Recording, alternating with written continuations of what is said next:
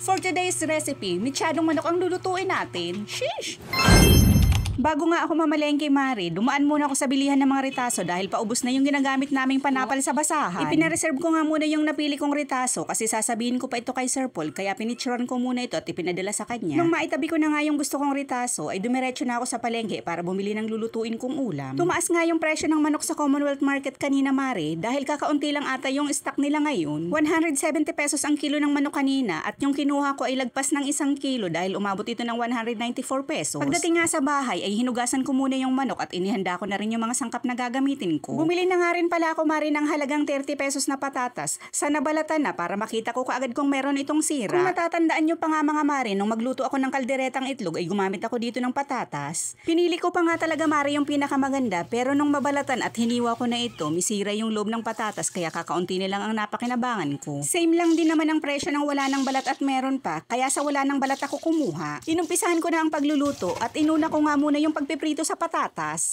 Pwede naman itong hindi prituhin kasi maluluto din naman ito mamaya kapag isinama na natin, pero dahil gusto kong humaba yung video kaya ko ito ginawa. Charot. Pagkatapos ko nga lutuin yung patatas ay itinabi ko muna ito kasi uumpisahan naman natin ang paggisa ng sibuyas, bawang at kamatis. Pwede naman tayong hindi maglagay ng kamatis, Mari, pero dahil meron akong 4 na piraso pa neto, isinama ko na lang kaysa sa mabulok lang ito.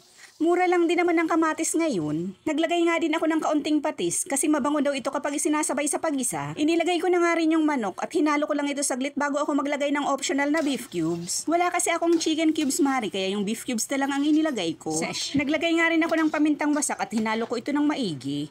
Lulutuin muna natin yung manok ng mga 10 minuto kaya tatakpan muna natin ito para mabilis itong maluto. Naglagay pala ako dito ng kaunting tubig na wasa para hindi masunog yung manok at naglagay din ako dito ng dahon ng laurel, toyo, asukal at tomato paste. Pagkatapos ko nga mailagay yung mga pampalasa, hinalo ko ito at muling tinakpan para lutuin ng 30 minuto sa mahinang apoy para maluto ng maigi yung manok. Pagdating nga sa lasa ay kayo na ang bahalang mag-adjust dahil magkakaiba tayo ng preference. Dahil yung iba, Mari, ay medyo maalat magtimpla at yung iba naman ay mas gusto yung manamis-namis. Nakaapat na kutsara din ata ako ng asukal hanggang sa makuha ko yung gusto kong lasa. Inilagay ko na nga dito yung nauna kong nilutong patatas at isinama ko na rin yung nabili kong bell pepper na nagkakahalagang 10 pesos. Isinimmer ko nga lang ito saglit, Mari, at pagkatapos ay pwede na itong hanguin sa kahirapan.